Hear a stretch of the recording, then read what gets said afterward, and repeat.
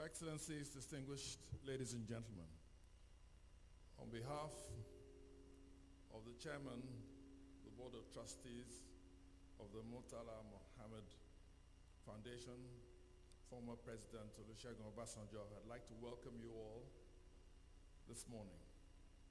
I'd also like to welcome our mother, Mrs. Ajoke Muhammad, who is also here with us today, the Vice Chairman of the Foundation and the person who was the vision behind creating it in the first place. A big round of applause. It will be appropriate. Since last year, we were unable to meet because of the COVID era, and in that year, she celebrated, I think, her 80th birthday, although I always think she doesn't look anywhere like that age. I'd like to welcome also the Governor of Ekiti State, Dr. Fayade Fayemi, who is not just Governor of Ekiti State, but Chairman of the Governors Forum. He has also been a Minister of the Federal Republic.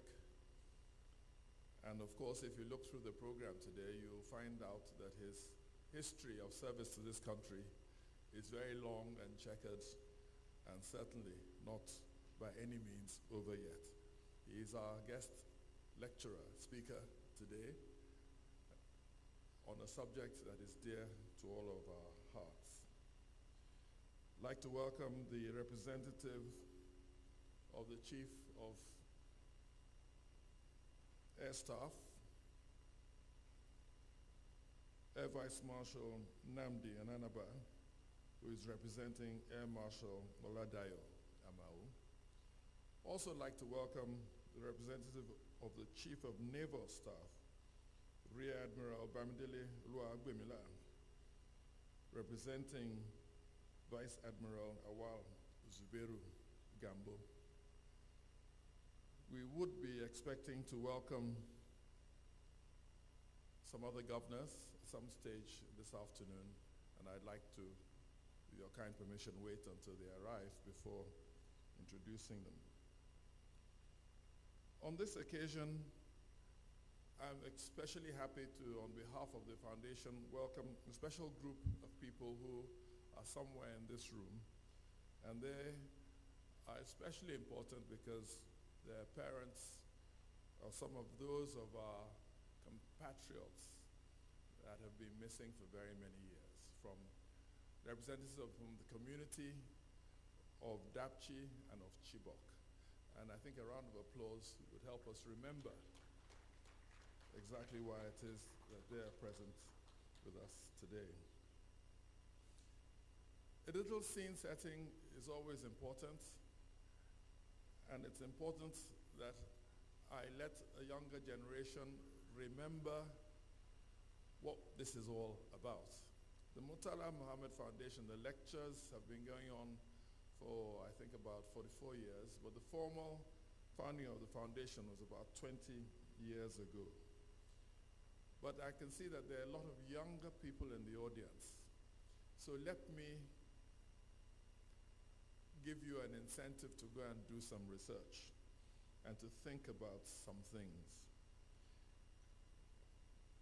46 years ago, at the age of 37, on the 13th of February, 1976, we lost General Murtala Muhammed. At that time, he was head of state and 37 years old. He would have been 84 years today. Well, not today, November the 8th, 2022, I think would have been his 84th birthday. But for those who talk about youth, at 37, he had attained the rank of general. He became head of state. He'd helped to counter a rebellion, fought in a civil war, run a government as head of state, and had already been married at 25 for a dozen years by that time to a beautiful wife who gave him 5 children. That is a lot to pack into 37 years, and it's very happy to say his children are with us today, one of whom is on the foundation, Mrs. Aisha Oyebode, but also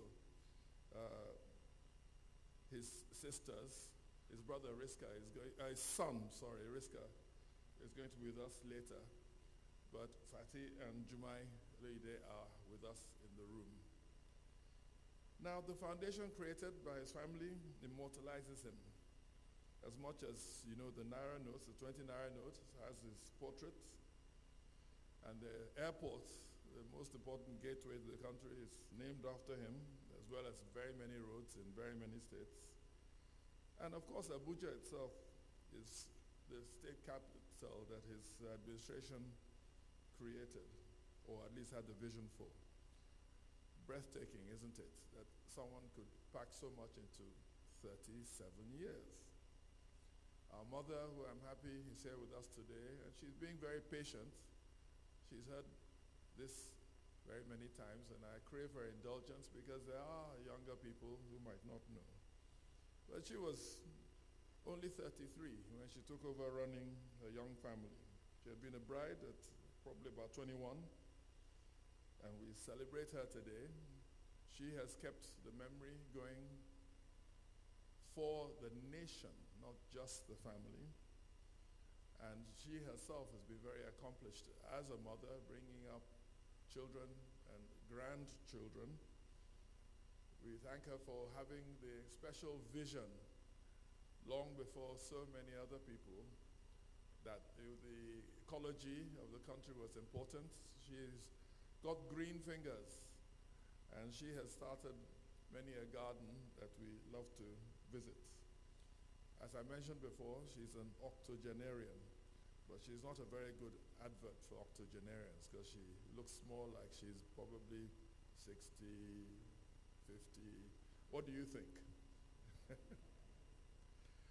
Your Excellency, ladies and gentlemen, it was just to give us a reminder of the importance of this foundation, especially important because today our theme is Beyond Boko Haram, addressing insurgency, banditry, and kidnapping across Nigeria. There's no better a person to address that topic than Dr. Kayode Fayemi, for reasons which you can either read in the brochure or I'm sure some of our dignitaries will speak about later.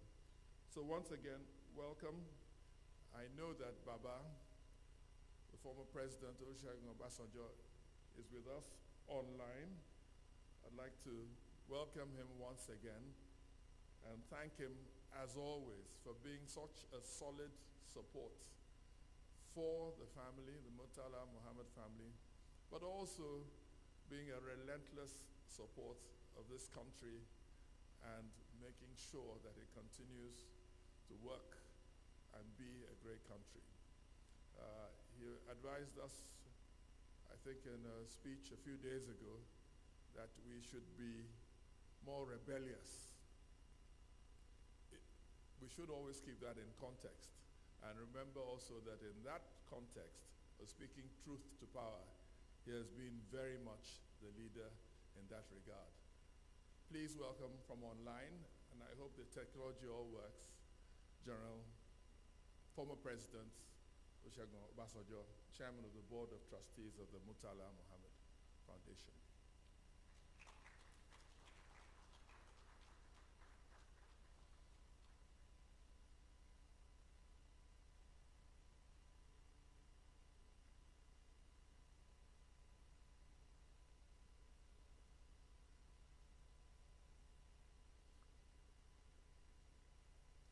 My apologies. I think we might not be quite ready for President Olusegun Obasanjo, and I did skip an item. I should actually have been introducing Mrs. I'm ready. I am ready. Thank you, sir. You are saying I'm not ready. I'm ready.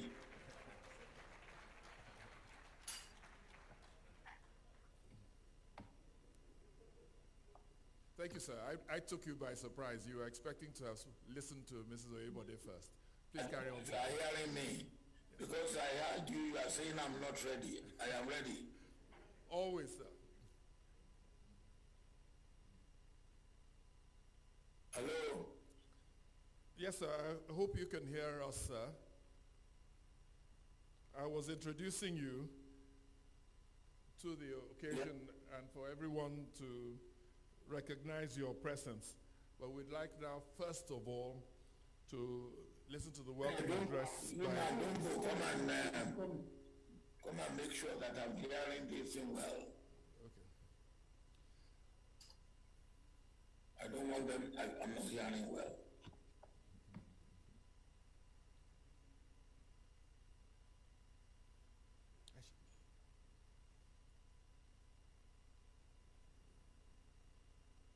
Are we sure that the audio is working properly?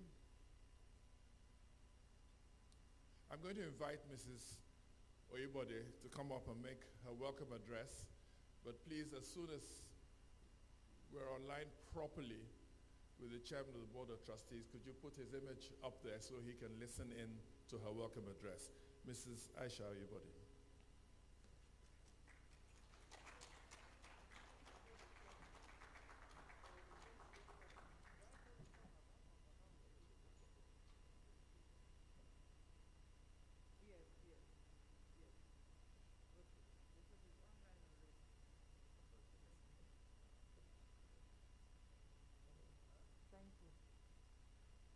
No, that's fine.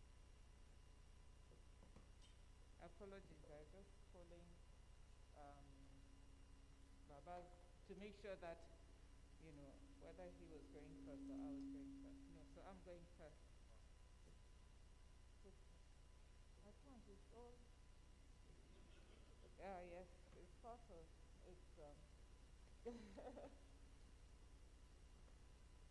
Good morning, Your Excellencies. Let me start by Your Excellency, I know he's online, former President Olusegun Obasanjo, and Chairman of the Murtala Muhammed Foundation, Your Excellency Mrs. Ajoke Muhammad, Vice Chairman of the Murtala Muhammed Foundation, and my dear mother, all distinguished members of the Board of Trustees of the Murtala Muhammed Foundation, Your Excellency, the Governor of Ekiti State, as well as the Chairman of the Governors Forum, Dr. John Kayode Fayemi, who is also our distinguished guest lecturer today, Your Excellency, former Ogun State Governor and Senator Amusun, the representative of the Naval Chief of Staff, Vice Admiral Awal Zubairu Gambo, who is here, Rear Admiral Bamidele Oluwagbemila, my apologies, it's the writing, it's not that I can't pronounce it, it's the person who wrote it. And then the representative of the Air Vice Marshal, representing the Chief of Air Staff, Air Marshal Oladayo Amao, Air Vice, who is, apologies, it's writing, we wrote it. It was the technology, my battery died this morning on my laptop, so I really must apologize. So, let me start again. The representative of the Chief of Air Staff, Air Marshal Oladayo Amao, who is here, his representative is Air Vice Marshal Nnamdi Ananaba. My family that is here, my father's sister is here from Kano, Haja Balaraba Ramat. All of our distinguished guests that are here that have continued to support us for the last 20 years, you're all welcome. Again, I'd just like to welcome especially our family and friends from Chibok. They're sitting all at the back, and also our family and friends from Japchi. They've all become family and friends of the Murtala Muhammed Foundation. I'd like to welcome all of you here. I have people from near and far. There are people here who have come from the United States. They're visiting Nigeria, but they're here, so welcome to all of you. They're all great supporters of the Murtala Muhammed Foundation. Can I have the presentation, please, the slides? Thank you.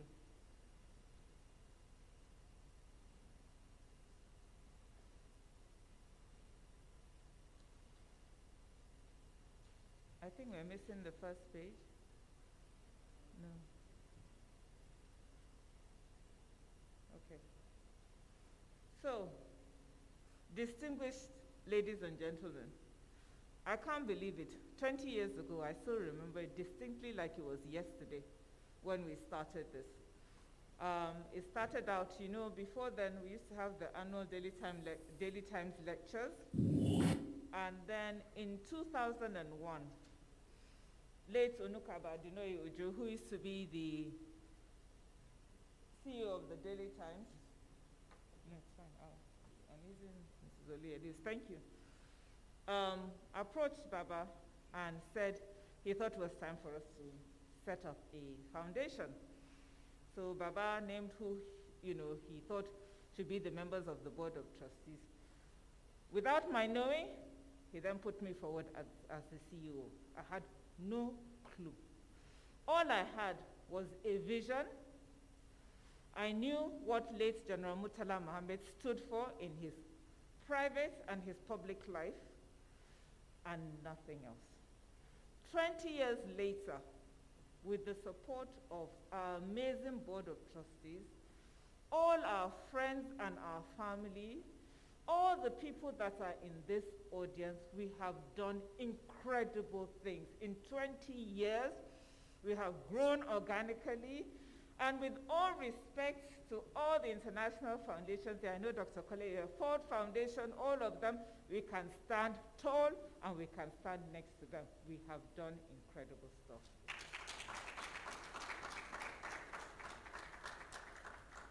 So our thematic areas for the foundation, because it's important for you to understand the work that you have been supporting.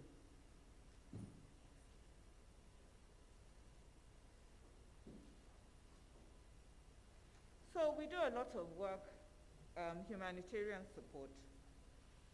We have a lot of educational programs, women initiatives, and also this is one of our forums, policy, advocacy, and dialogues. When we first started, we started with the annual lectures, and now we've moved on to the annual conferences. Can I have the next slide, please?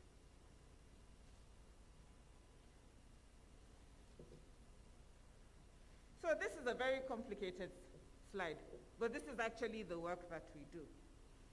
So our main focus, if you look at the top of it, is empowerment. What we try and do in all the work that we do is to empower the people that we support. Or the people, actually, we don't support them, they are our partners, that's what we call them. Because we believe that if you empower people, right, then they are the same people who will come back and support you. There are a couple of people in the audience here. We had a student several years ago who came to me from Chibok at that time when the Chibok abductions had happened. And a lot of the young men, you know, we forget how it impacts the girls as well as the young men, felt disempowered. And he came, he said he wanted to work as a paralegal, and I went to Benga and harassed him because of his law firm. And I said, you must, my husband is a lawyer, you must employ this young man. And eventually he said he would. And then the young man came back and said, oh, actually, no, I think I want to go into business. And I'm like, no, you're not going to business. You either go to school, oh, they know me, I'm like a school teacher, or we leave it. You know, he came the other day and gave a testimony and said, oh, the first time he told me that, I was so angry. And he went away for a while. Then he came back and said, you know what, I thought about it and I actually want to go to school. So I said, no problem. Go and apply. He applied at Unilag, took JAM, failed the first time, called me, tears of, oh, I failed JAM. I said, you're not the first person to fail JAM. Can we get him a Latin teacher? Please go and retake JAM again. He retook JAM. He got into Unilag. 2 months ago, he graduated top of his class. Excellent, excellent, excellent. And that's why we talk about empowerment. So, and I will jump, so I'm going to go backwards and forwards on the slides. As part of the empowerment, one of the things that we have is, let me go to educational programs and then we'll come back, is our scholarship program. Because I've started talking about Muhammad, it's really important for you to understand our educational programs. What we currently today, we have about 120 scholars on our educational program, from primary to tertiary to university. And we say that there's no child that does not have ability, and that's one of the things that we do. We actually have a program for children with disability as well, because as far as we are concerned, the most important thing about education is not where you get to at the end of it, is at the end of the day where we take you from. So not everybody has to have a university degree, but the most important thing is that we educate you within your ability. It's such an important program that this year we actually decided to name it the Starfish Program. You know, bear with us, those of us that work in the NGO sector, we like to tell stories and anecdotes and so on. The story of the starfish, I don't know if anybody is familiar with starfish. They're like fish that look like stars. And usually what happens is that the ocean washes them onto the shore. Now when the ocean washes them onto the shore and it gets really, really hot, the sun gets hot, they actually die. So one old man was walking on the beach one day and he saw a little boy, and the little boy kept picking up the starfish and throwing them back into the ocean so they could survive. And the old man said to him, "Young man, what are you doing?" He said, "Well, you know, I'm putting these starfish back in the ocean because if I don't, they're going to die." So the man said, "But look at the whole shore. There's so many of them, you know." So he picked one up, threw it in, and he said, "At least I have saved this one." I think it's an important lesson, because when we started in education, we actually thought we could be everything to everybody. But you have to realize within your limits what is the best that you can do. And so we have decided every child that we educate is what matters. We don't have to do 100,000, but the 120 that we have this year, we're going to make sure that they get the best education possible. And that's why we changed it to the Starfish Program. So let me now go back to my humanitarian support.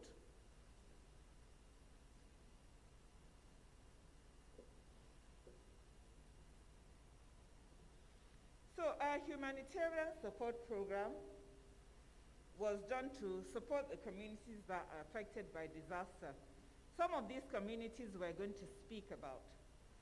And I'm talking about the length and breadth of Nigeria. People have suffered from ecological disasters. People have suffered from kidnappings, banditry, flood, all of that. And what we started with, we got our baptism of fire in 2001 when the Ikeja cantonment exploded. The cantonment bombs happened on a Sunday. If they had happened on a Monday, it would have been disastrous because so many schools got destroyed. Fortunately, the children were not in school. However, there were families, women who had gone trading far away. There was a particular family that we encountered. She had gone to trade her wares. She didn't even hear all of the noise. You know, we heard a lot of it, different parts of Lagos. When she came back, she was shocked. What's going on? Where are my children? They said to her, everybody who heard this noise ran in the direction of a canal. So they all ran in the direction of that canal. Woman gets there, and as she's standing there, she's not seeing, they're bringing out bodies. You know, 1,000 people drowned in that canal that day because of the fear. They didn't know where to go. She said as she was turning around to leave, somebody said to her, Eduro. They brought out her first child. Then they brought out her second child. Then they brought out her third child. And they brought out her fourth. All her children had drowned in that canal. As if it was not bad enough, she gets home. Her husband's family throw her out because they decided that she must be a witch for something like that to happen to her. Those were the kind of human stories that we started to encounter even that early when we started. So we knew that it could not be about food and not, just food items. It's easy, and I'm not disparaging people who do, to give bags of rice, to give this, and then walk away. But the human stories are unending. I have mothers here whose daughters were taken 8 years ago. No clue of where those girls are. The mothers from Dapchi, they took them away. 1 month they came back. 5 of the girls never came back. Some of the parents are here. And I want us, when we are listening to His Excellency Governor Fayemi, to think about the human beings behind the statistics. These are human stories.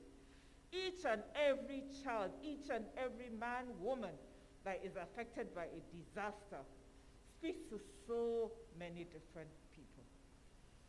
So, as part of our humanitarian support, I don't want to go through all of the statistics. Is there, over 1 million people, beneficiaries that we've supported. We also have a Safe Schools initiative.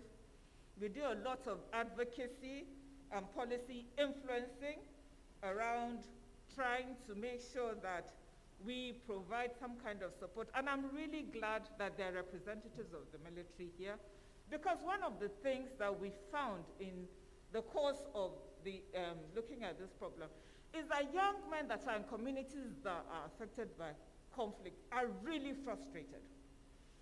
And many of them come to us and they say, please, where can we go get guns? We want to go and fight. I said, you don't need guns. Go, let us see if we can find a program in the military that will allow these children to channel this anger and this frustration. So please, it's something that I really, really want the military to think about. We have a few. One has joined the army. Actually, I have 2 girls. One has joined the army. One is she wants to join the Air Force, the Navy, and I have a young man who's joined the Air Force from some of these communities in the Northeast. It's a very important thing. The more we can get these children to channel their energy positively, the better it will be for them. And what it does is that it empowers them. It empowers their communities because they feel that at least they can fight back legitimately. We talked about medical services. We treat PTSD, and then we rehabilitate the community structures. In the video you saw some of the Ikeja cantonment schools. We've rebuilt them since then. We go around rebuilding where things have been damaged because we feel that we need to be in those communities for the medium to the long term.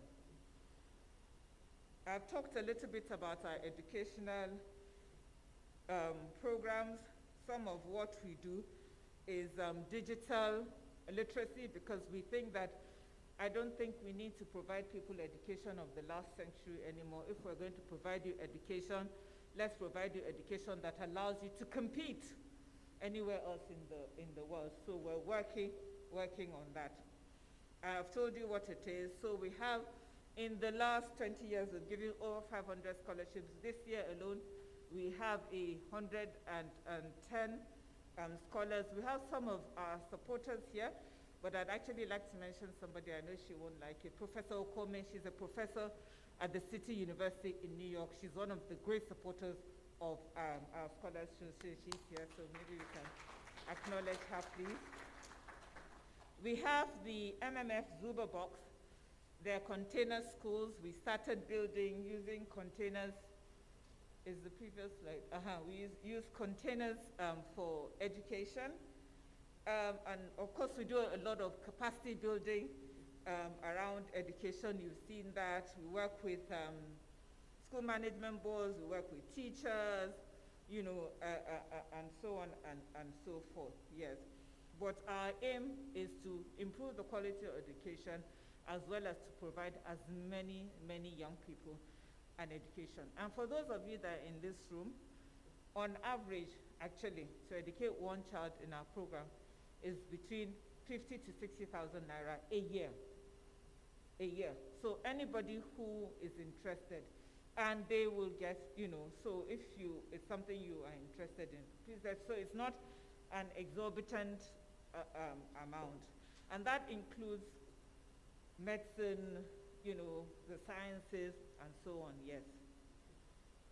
Okay, a lot of our women initiatives, some of you are familiar with it. We are committed to closing the gender gap. And so what we have is we have two programs, Women in Development, and it's aimed at economic development, empowerment, and regional integration. So what we do is we partner with women in different parts of the African continent to see how we can create value cross borders. Now, again, another anecdote, I like to share them. I went to meet the president of Namibia several years ago, and he said to me, you know, one of the most incredible things during the apartheid resistance movement was when they came to Nigeria and realized how enterprising Nigerian women were. That's what he told me. He said to me, there's so much they can teach us. And that was actually how that program was born. We said, let's see what we can all teach others. And you know, we talk about barriers. You know, we like to talk about, you know, general trade agreements, treaties, and all of that. But the people who build our economies in Africa are the women who carry the goods on their heads and on their backs. They walk across these borders. So, you know, when we're talking about cross-border trade, that's what they're doing. You don't need to get on a plane. You don't need to. They actually literally walk across these borders, and they're bringing things in and out. Some of them, simple things like some people go across the border, ice block, they bring it back, but they are the ones who are carrying our economies on their back. We also have a lot of women farmers that are not acknowledged in a lot of these communities, and that is one of the most frustrating things about the insurgency that is happening in the northeast and has moved to the northwest. A lot of women can no longer farm. And I know that there's a deliberate ploy beyond wanting to kidnap girls to also frighten communities so people do not farm.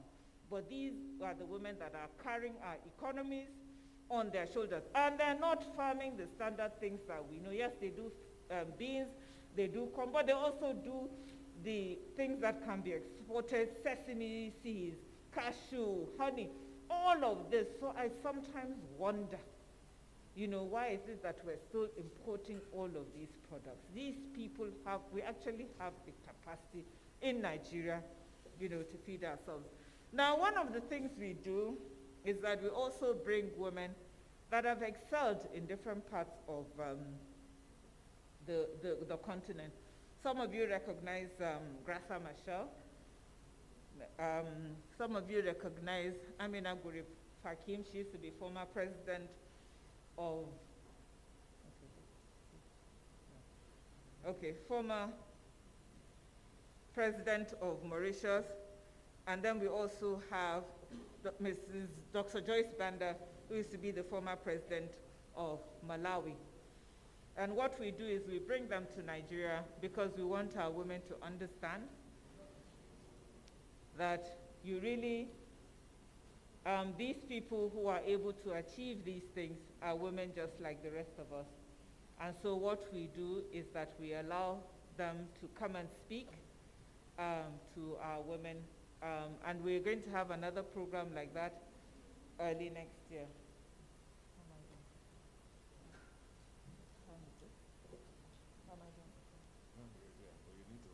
Okay.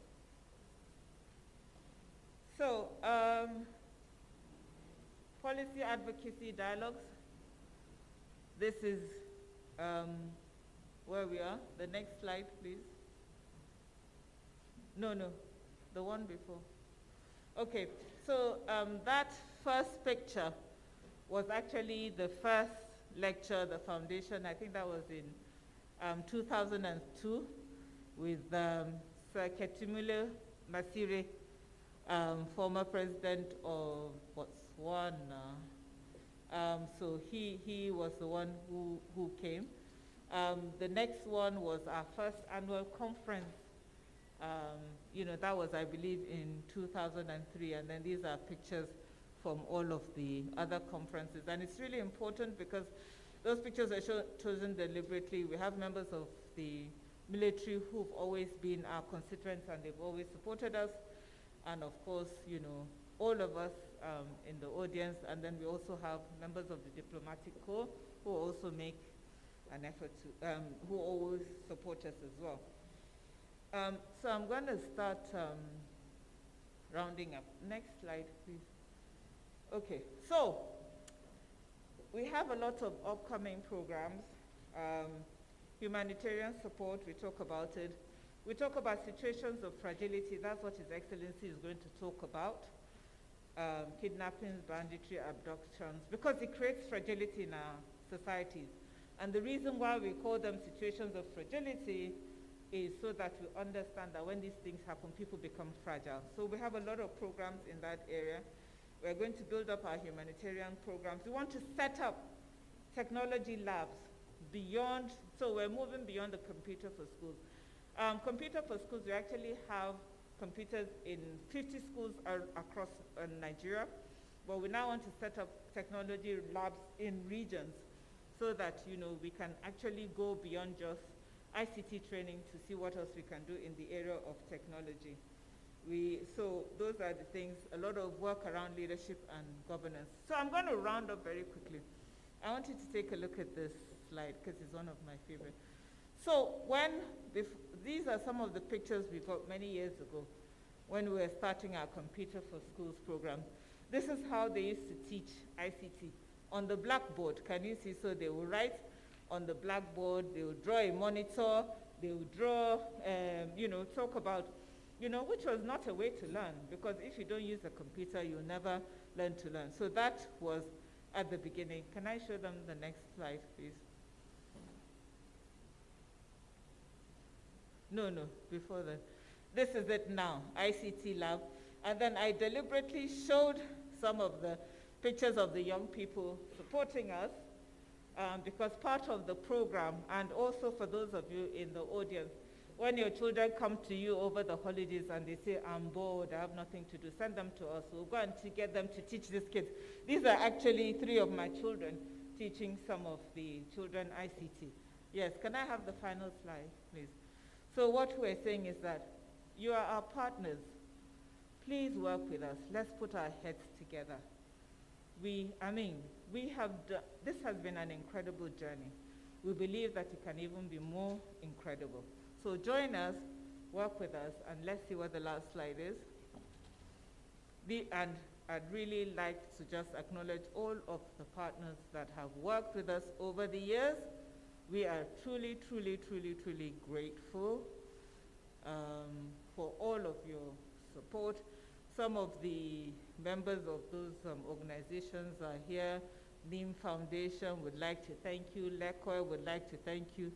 Alukano, everybody, they say you don't thank those at home, but would like to thank you. And so many others, This Day Access Bank, all of those are here. AMG Petro Energy would like to thank you for all of your support. Let's have the last slide, please. Let's make this work. Thank you very much.